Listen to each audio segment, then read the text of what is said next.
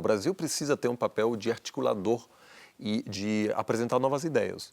O Brasil representa 50% da população do território do PIB sul-americano. Só tem um país que pode articular a visão sobre qual será o futuro da América do Sul. Precisa ser o Brasil.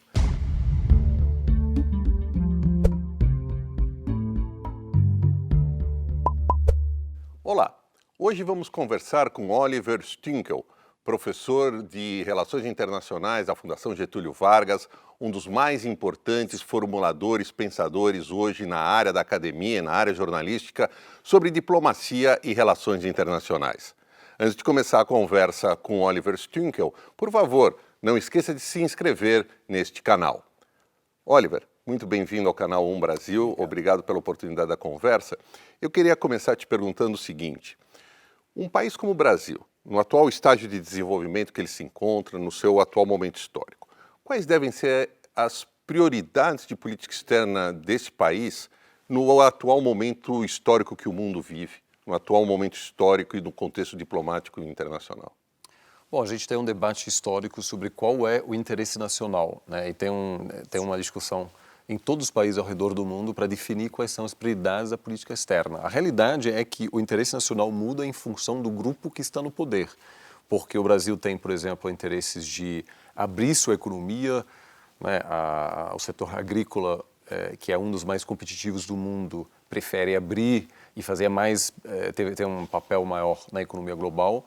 E a indústria, ao mesmo tempo, tende a preferir, às vezes, uma economia um pouco mais fechada para se proteger e prosperar mais. Então, nesse sentido, depende muito, é um debate constante entre esses grupos. Eu diria, quando a gente olha e se pergunta quais são prioridades, a gente pensa na questão, primeiro, da integridade territorial. O Brasil, tradicionalmente, tem tido interesse em reduzir a atuação de potências extraterritoriais na América do Sul, ou seja, articular um projeto regional de estar seguro, de evitar grandes crises nos países da sua vizinhança e, além disso, adotar uma política externa que possibilite e acelere o desenvolvimento econômico.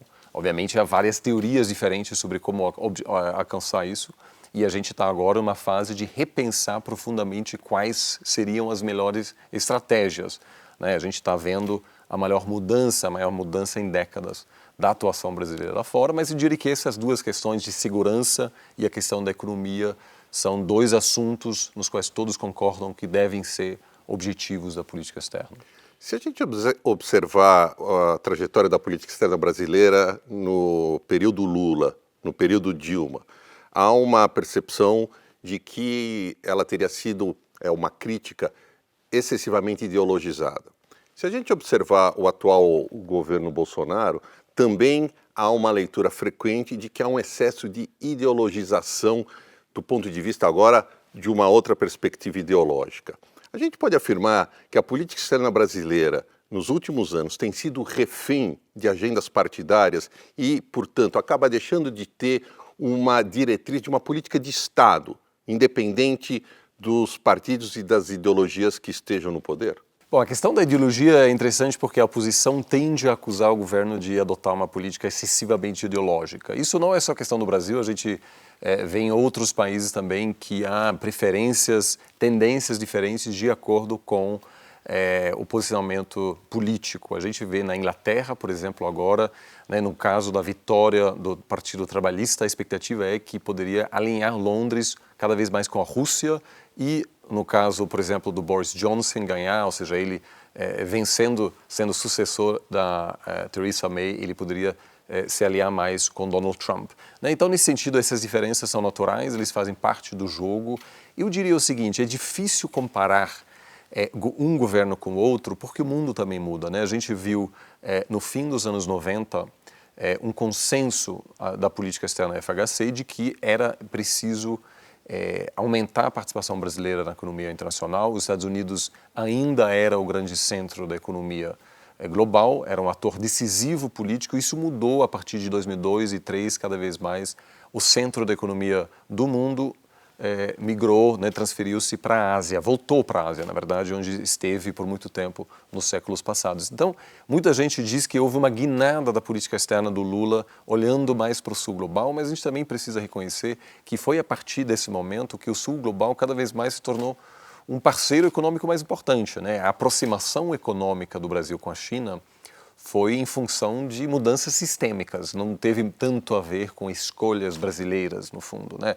E a gente vê que o presidente Temer, apesar de ser um presidente de centro-direita, acabou sendo um presidente que viajou muito mais para a Ásia do que para os Estados Unidos, né? Ele, como presidente, não esteve em Washington, mas ele esteve na Índia, na China, porque reconheceu que aquilo, né, o mundo asiacêntrico hoje é uma realidade e nenhum governo, de fato, consegue se afastar ou consegue ignorar essa realidade. Então, a gente vê nuances, certamente, a gente pode ver em questões históricas que há diferenças. Eu diria que a principal diferença no âmbito de política externa entre Cardoso e Lula Dilma depois foi a política regional e, de certa maneira, pode-se criticar, talvez, uma proximidade excessiva desses governos, por exemplo, com a Venezuela, apesar de que muitas empresas brasileiras ganharam muito dinheiro com a Venezuela chavista, né? Ou seja, não era apenas uma aproximação ideológica, o Brasil ganhou muito dinheiro até a Venezuela colapsar. Pode-se criticar, sim, que o Brasil facilitou o colapso venezuelano ao proteger o país, obviamente, de pressão externa. Agora, temos sim uma guinada bastante importante na retórica, mas a gente já vê que grupos que dependem, por exemplo, da relação com a China, estão se defendendo, estão se manifestando. Então é muito cedo dizer o que exatamente vai acontecer, mas a minha aposta seria que, apesar da retórica mais pró-Estados Unidos, o Brasil continua sendo um parceiro crucial da China e que a China continuará sendo o nosso principal parceiro econômico, porque isso, no fundo, é algo que nenhum governo consegue mudar. Mas eu concordo que, na retórica, a gente sim vê algumas mudanças bastante bruscas agora e tanto os governos Lula, Dilma como de Bolsonaro podem ser acusados em talvez terem adotado uma política um pouco excessiva em relação às suas preferências ideológicas, sua busca de aliados, no caso de Lula e Dilma, a Argentina dos Kirchner, a Venezuela, Cuba e, no caso atual, o governo Trump, que é um governo relativamente isolado do mundo, né? Ele consegue manter sua posição de destaque em função da sua importância econômica, algo que pode trazer um certo perigo para o Brasil. Eu gostaria de te perguntar sobre como lidar com um mundo que caminha por uma bipolaridade, se é que já não a existe, entre Estados Unidos e China. Mas antes de passar para isso, eu ainda queria trazer uma questão relativa mais à relação da política externa brasileira com o cenário doméstico. Como a política externa pode ser uma ferramenta para ajudar o país a sair da armadilha do baixo crescimento econômico? A política externa é uma ferramenta fundamental para avançar a política interna, não só na questão econômica. Por exemplo, a gente não consegue pensar sobre segurança pública nas grandes cidades brasileiras sem pensar na política externa. Não tem como resolver o problema da segurança pública porque o problema do crime é um problema transnacional. Então, a não ser que o Brasil consiga gerenciar bem suas fronteiras, é impossível resolver o problema da insegurança no Brasil. Apenas um exemplo, a questão da saúde pública, por exemplo. A gente vê a Venezuela em colapso, a gente vê a ascensão de doenças que já não existiam mais na América Latina e pessoas estão chegando aqui sem terem sido vacinados, por exemplo. Isso traz questões de desmatamento, de crime organizado. Ou seja, a gente hoje em dia vive uma situação tão integrada regionalmente que todos os desafios ligados à segurança, ao crime, à questão de meio ambiente, são, no fundo, problemas internacionais. A questão do crescimento está totalmente ligada, seja via Apex, por exemplo, que promove a atuação, as exportações brasileiras no exterior, ou pelas negociações de comércio, né? Ou seja, isso é absolutamente fundamental, integrar a política externa ao projeto de crescimento interno. A gente, às vezes, subestima um pouco a importância do Itamaraty e também das viagens do presidente, mas o Brasil depende do seu entorno econômico, né? Não tem como iniciar o processo de recuperação econômica sem uma política externa que facilite esse processo. Eu acho que nos outros países da América do Sul isso fica muito mais claro. Qualquer argentino sabe que sem uma recuperação brasileira não haverá recuperação argentina. Como o Brasil é o maior país do continente, muitas pessoas esquecem de quanto o país depende também de um crescimento econômico em outros países, na China, nos Estados Unidos. Então, nesse sentido, me parece que agora a abertura econômica é um passo fundamental para sair dessa situação do baixo crescimento. Obviamente, depende de outros fatores internos também, mas eu diria que a estratégia internacional é uma peça-chave. E você acha que a sociedade brasileira, elites empresariais, elites políticas, elites intelectuais, dão a necessária atenção ao tema de política externa? Em geral, eu diria que não, porque é um país grande, nesse sentido, um pouco parecido com os Estados Unidos, né? Ou seja, uma pessoa pode se dar bem no Brasil sem necessariamente olhar para fora, né? Ou seja, hoje em dia, isso aos poucos vai mudando, mas quando a gente compara isso com países pequenos, onde uma empresa rapidamente precisa pensar no plano de internacionalização. Aqui no Brasil, a gente ainda tem uma situação em que uma empresa pode crescer muito, pode chegar a ter 200 milhões de clientes, sem ter que pensar na questão internacional. Eu diria que, por exemplo, a gente olha a situação chinesa, que hoje é fundamental para entender a situação econômica interna. Se, por exemplo, houver um colapso econômico amanhã na China, teria um impacto devastador para a economia brasileira também. Então, em função também de ter estado longe de grandes crises globais, o Brasil acaba olhando mais para dentro. Mas a gente vê agora, com a ascensão desse sistema bipolar, qualquer decisão interna será geopolitizada, de certa maneira. Por exemplo, a escolha da empresa que vai instalar o sistema 5G de telecomunicação aqui no Brasil será uma decisão que será produto de muita pressão de Washington e de Pequim, né? Ou seja, todas essas questões agora precisam ser analisadas nesse contexto dessa crescente pressão entre as duas grandes potências. E eu acho que a América Latina, como região, é muito exposta a essa nova dinâmica. E vamos então agora voltar ao tema da bipolaridade. Como um país como o Brasil deve lidar do ponto de vista da sua relação com Washington e com Pequim? É um ou outro ou ambos? Bom, certamente uma oportunidade grande para o Brasil, porque os Estados Unidos consideram a região como um quintal tradicional, estão cada vez mais falando da volta da doutrina Monroe, ou seja, numa espécie de dizer que aquilo faz parte da esfera de influência dos Estados Unidos, e ao mesmo tempo a China, aos poucos e sem muita percepção pública, ou seja, o brasileiro, o peruano, o venezuelano comum não percebe muito que a China faz tempo está se tornando no principal parceiro comercial da maioria dos países já, isso tende a aumentar cada vez mais, e não só isso, agora a gente tem, por exemplo, a construção de uma base de observação espacial na Patagônia, que num futuro possível conflito cibernético entre Washington e Pequim, até poderia ser um alvo das Forças Armadas Americanas, ou seja, cada vez mais a gente vê que a China está chegando, ela não vai desafiar abertamente Washington na região, mas saberá que ao estabelecer uma relação econômica imprescindível, países como o Brasil não podem mais, de fato, abandonar essa relação. Mesmo um presidente extremamente crítico em relação à China, no fundo, não pode mais mudar essa relação. Então, eu acho que a melhor solução será manter boas relações com os dois lados e, de certa maneira, o Brasil está fazendo isso. O Brasil está se candidatando para fazer parte da OCDE, me parece um passo corretíssimo, é preciso fazer parte desse clube, o Brasil tem muito a ganhar com aquilo e, ao mesmo tempo, o Brasil continua fazendo parte do grupo BRICS.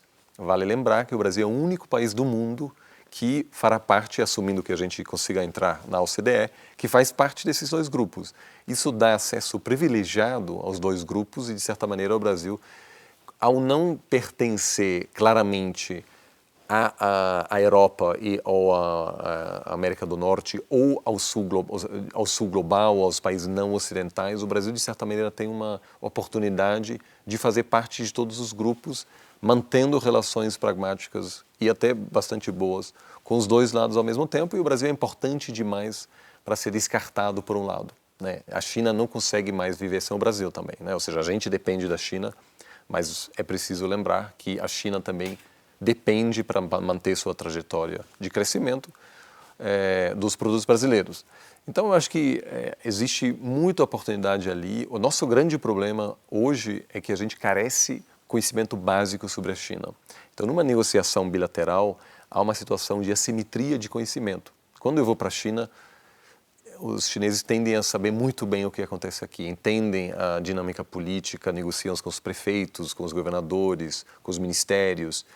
E quando as empresas brasileiras vão para a China, é um sistema pouco transparente, não falam chinês, não entendem a dinâmica, porque é muito mais difícil entender a China, obviamente. Então eu vejo isso como um grande desafio. A gente entende os Estados Unidos muito melhor do que a China. A quem cabe a responsabilidade de fazer com que o Brasil entenda melhor a China?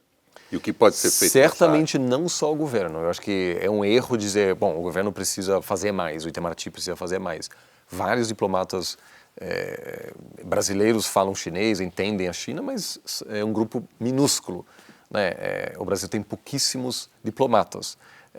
Então precisa ser um esforço tanto das empresas e das universidades. Meu desespero semanal é que muito mais alunos meus querem ir para a Espanha no intercâmbio, ou para Portugal, ou para a França, e pouquíssimos querem ir para a China. Então essas são pessoas que assumirão posições de liderança na sociedade brasileira daqui a 20 anos. Daqui a 20 anos, se tudo continuar do jeito que está acontecendo hoje, a economia chinesa será muito maior do que a economia americana. A gente vai ter que ter especialistas em China no setor privado, na sociedade civil, nas universidades, e não só para se alinhar com a China, mas para saber negociar com a China. Quando eu digo precisamos de mais sinólogos, não é para se alinhar mais, para saber como lidar com aquilo. Então, me parece ser um esforço de toda da sociedade. O Brasil não tem nenhum correspondente permanente hoje na China. São pessoas que, às vezes, passam um tempo lá. Isso é uma catástrofe, porque a gente acaba tendo pouquíssimo acesso ao que acontece lá. Temos poucas pessoas que estão lá há 10, 20, 30 anos, que falam chinês. E isso gera, certamente, um atraso. As notícias chegam para a gente com um certo atraso, que dificulta a posição do negociador brasileiro nessa relação. Bom, já houve correspondentes baseados em Pequim, né? Certamente, sim. Inclusive, Mas agora você não falando tem mais. com um deles. Exato, mas agora não tem mais, né? Claro, os grandes jornais se lamentar. cortaram, tem alguns freelas, né? Isso é um Exatamente. problema. Isso a gente precisa manter, porque é só por meio da pessoa que permanentemente passa tempo lá que a gente consegue também inspirar jovens que leem, né, do nosso correspondente em Pequim, em Xangai, etc., para talvez estudar lá, para, enfim, né, aprender mais sobre a situação. Como envolver mais o empresariado na formação dessa rede externa, ou dessa rede na sociedade brasileira mais voltada para os temas internacionais? Especificamente falando dessa fatia da sociedade brasileira, o empresário. Bom, me parece que o atual governo acerta no sentido de dizer que a gente precisa abrir a economia, porque ao abrir a economia, o empresariado se vê mais exposto e precisa engajar mais, precisa aprender mais sobre a concorrência internacional. Então, nesse sentido, a abertura do país é um primeiro passo para também promover uma compreensão de que, hoje em dia, o país não consegue mais só depender da região, por exemplo, não pode mais, as empresas não podem mais depender de uma certa proteção do governo, porque cada vez mais o Brasil precisa competir na economia global. O Brasil chegou um pouco tarde nisso, né? O país continua sendo um dos mais fechados economicamente do G20, e essa convicção de que o país precisa se abrir mais, ela acontece no momento em que o resto do mundo está se fechando, né? Os Estados Unidos deixou de ser o grande promotor do livre comércio.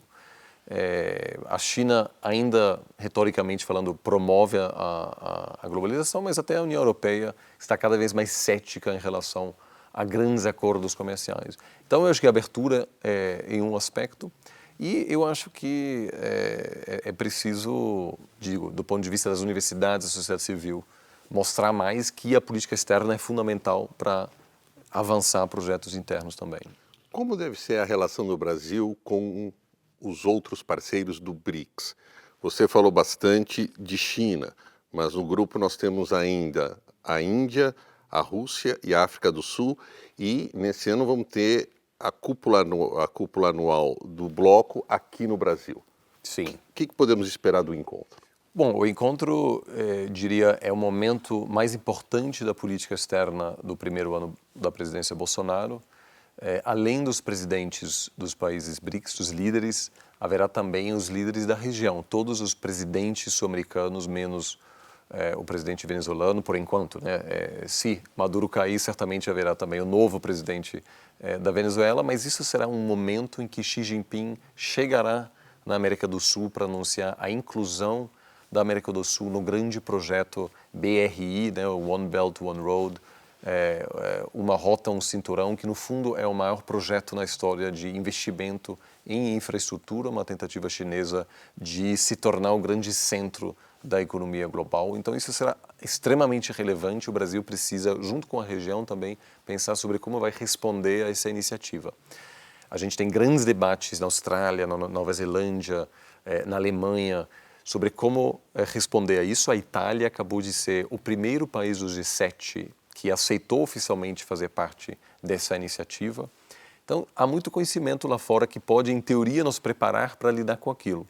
Infelizmente, o tema não está no debate público, né? Então certamente só surgirá quando Xi Jinping fará esse pronunciamento. Os outros países também são importantes.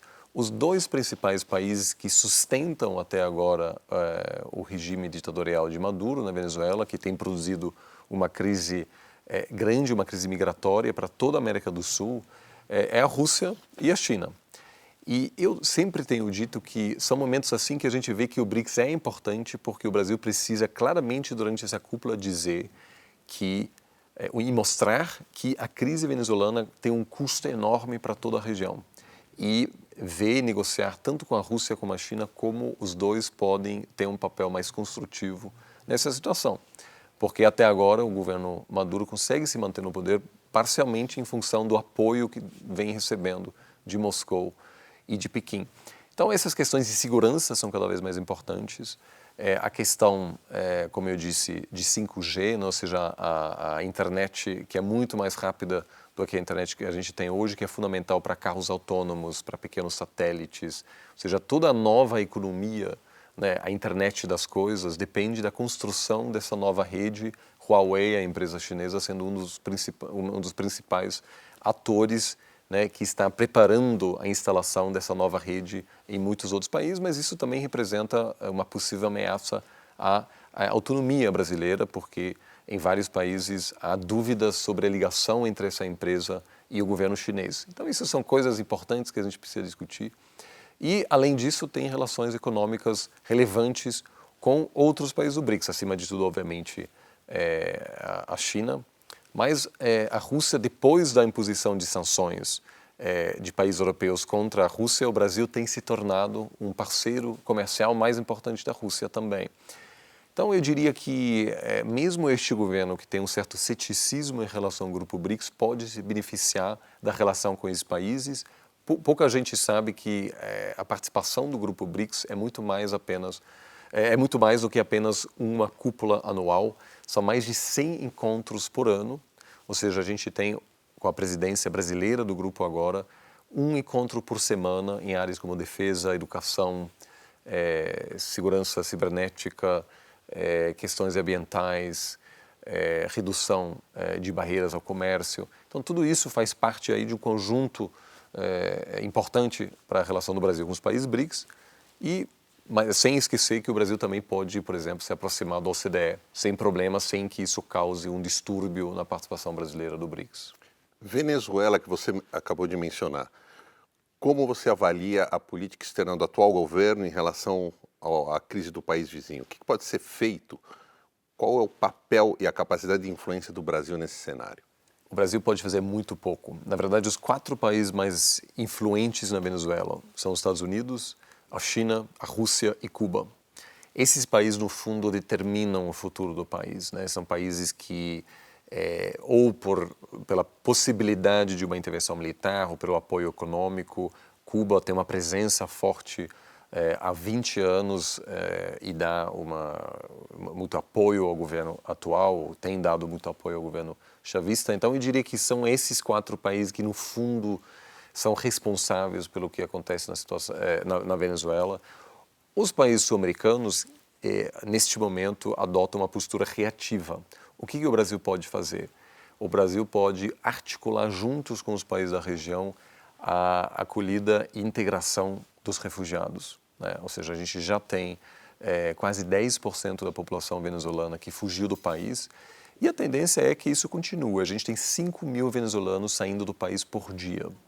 E isso, por incrível que pareça, é bom para o governo Maduro, porque qualquer pessoa que sai do país não pode mais protestar contra o governo, desestabilizar o governo. Ou seja, cada dia que passa 5 mil venezuelanos a menos é bom para o regime atual, porque os que ficam dedicam grande parte do seu dia à sobrevivência, né? Ou seja, quem precisa sobreviver, quem se preocupa com a próxima refeição, não pode participar de uma manifestação, né? Ou seja, a integração dos refugiados será crucial, porque como a gente tem visto na Europa, um problema migratório mal gerenciado pode levar à polarização política, né? Ou seja, cada vez mais pessoas com ideias xenófobas podem chegar a culpar os migrantes por problemas que acontecem nas sociedades. A gente vê na Colômbia, Equador, Chile, já muita instabilidade em função disso. E, além disso, me parece que o Brasil pode ter um papel-chave na entrega de ajuda humanitária. E já está iniciando essa atuação, mas fora disso, me parece que o Brasil, infelizmente, perdeu seu protagonismo. Tem uma história interessante que, em 1995, o governo FHC iniciou um projeto de liderança regional. E por bastante tempo, o Brasil, de fato, teve um papel de destaque na região. A atuação brasileira foi crucial para evitar crises. O Brasil evitou golpes de Estado no Paraguai, o Brasil mediou crises entre Equador e Peru, etc. Ou seja, o Brasil teve um papel importante. A partir de 2013, o Brasil perdeu essa capacidade e ficou evidente de que o Brasil não tinha mais como evitar a crise venezuelana. E a partir daí se criou um vácuo de poder na América do Sul e um vácuo de poder político, né? Sempre tem algum outro país que preenche esse vácuo. Nesse sentido, tanto China, Rússia, Estados Unidos e Cuba se tornaram os atores responsáveis nessa crise. Então o Brasil abriu mão do seu papel como líder regional. E eu acho que, independentemente do que o presidente atual fizer, vai demorar muitos anos para o Brasil reconquistar esse papel de líder regional. Isso vai se refletir no Mercosul também? Ou seja, o Mercosul se enfraquece também? Sem dúvida. O Brasil precisa ter um papel de articulador e de apresentar novas ideias. O Brasil representa 50% da população do território do PIB sul-americano. Só tem um país que pode articular a visão sobre qual será o futuro da América do Sul. Precisa ser o Brasil. Ou seja, a gente vê, por exemplo, uma nova iniciativa Pro-Sul, articulada por Colômbia e Chile. Não tem como dar certo se o Brasil não fizer parte não fizer parte do grupo dos países que lidera esse processo. Então, nesse sentido, não tem outro país que possa liderar, a não ser que o Brasil assuma esse papel, a não ser que o presidente do Brasil priorize a região não tem como avançar em quesitos de integração. Então, o primeiro sempre é que o presidente brasileiro precisa consolidar e tranquilizar a situação interna. Quando a gente tem crises internas, não tem como projetar uma forte política externa. E o Michel Temer, por exemplo, não conseguiu, de fato, articular uma política externa coesa, porque esteve muito preocupado com os desafios internos. A partir de 2013, o Brasil, já com Dilma muito enfraquecida, deixou de ter uma política externa. Então, este governo terá que consolidar, terá que controlar a situação interna e, a partir disso, é possível voltar a pensar sobre a região. Infelizmente, nesse momento, a região me parece fragilizada. E isso é ruim porque limita a nossa capacidade de pensar em respostas conjuntas para todo tipo de desafio. Crime organizado, meio ambiente, ascensão da China, a atuação dos Estados Unidos. Ou seja, eu acho que cada vez mais é preciso pensar de maneira conjunta, mas obviamente para isso primeiro preciso resolver a Venezuela, porque com a situação atual como está, é impossível juntar todos os presidentes da região para conversar de outra coisa. Então, a crise na Venezuela, infelizmente, ocupa o espaço político que a gente tem para falar sobre a região. Quando a gente fala, Oliver, em Mercosul e nas questões econômicas, me vem à mente um tema de muitos anos, que é o acordo comercial União Europeia-Mercosul. Qual é a importância, sobretudo para nós, desse acordo comercial que vem sendo negociado há anos? E se Há 20 anos. Há Exato. 20 anos. E se ele pode sair num futuro próximo, levando-se em consideração os problemas de um lado, o Mercosul, e da União Europeia Da de União outro, em Europeia. função do Brexit? Olha, no mundo hipotético a gente teria os governos atuais da América do Sul, do Mercosul, e os governos de 5 anos atrás da União Europeia. Isso seria o casamento perfeito, porque finalmente agora temos governos aqui na região que estão dispostos a avançar com essa questão, mas agora na Europa, cada vez mais, há uma preocupação. E é uma preocupação porque, sobretudo dos lados mais nacionalistas, a gente tem uma preocupação com a globalização. A França, por exemplo, tem dito repetidamente que se preocupa com os impactos negativos da globalização. Quando o governo Bolsonaro assumiu, o Macron disse que não aceitaria fechar um acordo de comércio com um país que não faça parte do Acordo de Paris. Isso, no fundo, foi uma maneira de achar um pretexto para atrapalhar um pouco essa negociação. Infelizmente, nesse cenário atual, com a ameaça populista que os governos europeus enfrentam, me parece muito difícil avançar, dar passos concretos.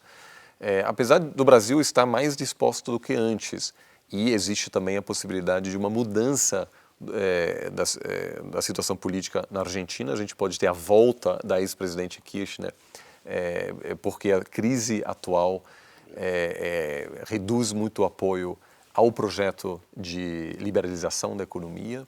Então, é uma situação muito complexa. Eu diria que hoje em dia o custo de avançar com a liberalização é alto, sobretudo na Europa. Então, a chance me parece que é relativamente pequena. Tinha uma janela de oportunidade no fim do governo Temer, faltou pouco, mas por enquanto, infelizmente, eu acho que não está no horizonte, apesar da Europa ser uma região muito importante para o Brasil. Se a União Europeia fosse um país só, se a gente considera ela como uma unidade, ela é a região econômica mais importante para o Brasil. Ela mais, do seu conjunto, mais importante do que a China, mas a gente analisa os países separadamente, obviamente. Então, eu acho que, por enquanto, há pouco espaço. Os Estados Unidos também, muito difícil a gente avançar do ponto de vista comercial. Por quê? Porque os produtos brasileiros competem diretamente com os eleitores rurais de Trump. Então, dificilmente o presidente americano, antes de uma batalha difícil de reeleição, aceitará iniciar uma conversa sobre livre comércio com o Brasil. Então, o Brasil, apesar de finalmente ter chegado nesse momento de falar mais sobre abertura, você vê diante de um mundo que não quer tanto falar de livre comércio. Mas e aqui dentro? Qual vai ser o grau, ou qual deve ser o grau de resistência à ideia de aberturas econômicas, de aberturas comerciais, melhor dizendo? Quais setores da sociedade brasileira são mais favoráveis a aberturas comerciais e quais setores que são mais resistentes a esse tipo de política?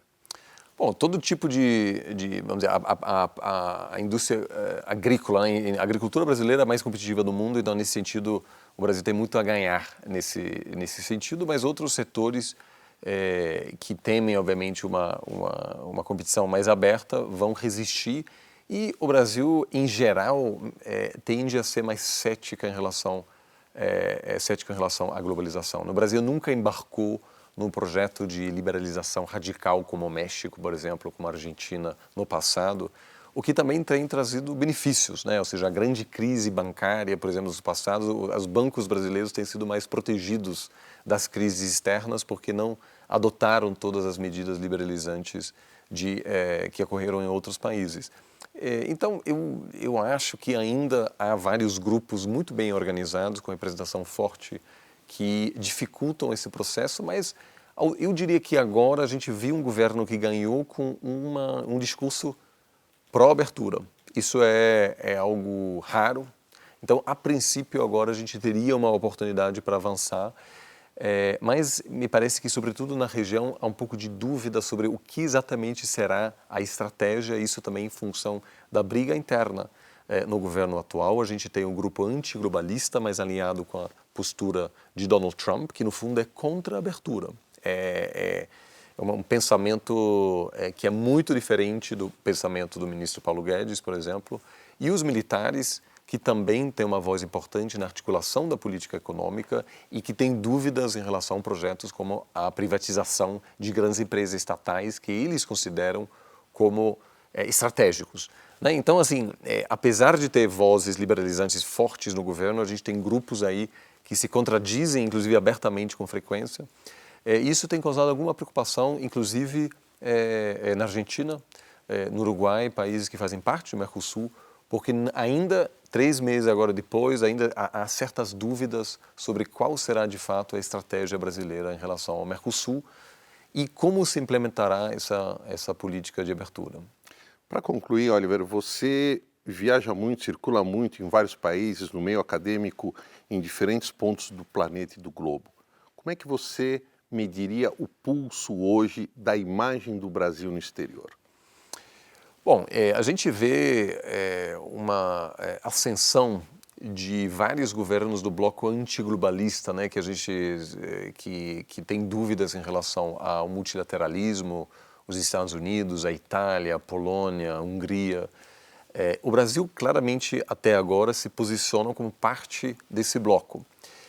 No caso brasileiro, me parece que há dúvida se de fato a gente vai ver a implementação dessa estratégia, porque o Brasil depende muito do sistema multilateral. Um país que carece um exército forte como os Estados Unidos, uma economia que não depende do resto do mundo. Então, nesse sentido, há uma percepção de que o país está se aproximando claramente do governo atual dos Estados Unidos, mas isso é uma fotografia, porque o governo Trump pode não ganhar a reeleição. Então, nesse sentido, ainda há dúvida sobre o que exatamente vai acontecer. Ao mesmo tempo, o Brasil continua sendo um ator muito relevante. Estive recentemente na China e disse o que vocês pensam sobre a conjuntura política atual, e os chineses me disseram: a gente pensa muito sobre onde o Brasil estará daqui a 30, 40 anos, então a gente não se preocupa muito com a situação política atual. E eu acho que isso também é interessante, né? Ou seja, o planejamento chinês, por exemplo, na região, é um planejamento diferente do que o nosso. A gente tende a se ocupar muito o que acontece amanhã, ou essa semana, na semana que vem, e outros países têm um pensamento aí mais estratégico. Então, nesse sentido, eu também acho que a gente tende, às vezes, a olhar muito como este governo atual afeta a imagem do país, quando muitos parceiros nossos acabam olhando para o país, olhando suas oportunidades, mas de longo prazo a China certamente faz isso. Uma curiosidade que eu não posso deixar de perguntar: como é que os chineses imaginam que estaremos nós, Brasil, daqui a 40 anos? Pois é, muito interessante, sim, e falamos bastante sobre isso. A América Latina é vista como crucial pela China, e qualquer brasileiro que viaja para a China e participa de eventos com diplomatas chineses é muito bem tratado. Diferentemente de Washington, onde há preocupações com o Oriente Médio, com a Rússia, com várias questões de segurança, e o Brasil acaba ocupando um lugar secundário por não representar nenhuma ameaça. Os chineses sim consideram a parceria com o Brasil como essencial. E é impressionante o conhecimento que diplomatas chineses têm sobre a América Latina em geral, a inclusão da América do Sul e o Brasil como centro dele, no Belt and Road, né, no projeto Uma Rota, um Cinturão, aumentará ainda mais a relevância, mas claramente há uma percepção na China também que o Brasil precisa ser mais, e o Brasil quer ser mais do que apenas um fornecedor de commodities para a China, né? Ou seja, nesse sentido, há uma percepção da necessidade do Brasil engajar mais na produção de produtos de maior valor agregado. Mas, como disse um amigo em Pequim recentemente, desde que o Brasil não vira uma Venezuela, ela não se preocupa com o futuro do país. E me parece que, por enquanto, a percepção é que a importância de longo prazo do Brasil não diminuirá. Oliver, um privilégio poder te ouvir. Obrigado. Muito obrigado. Obrigado.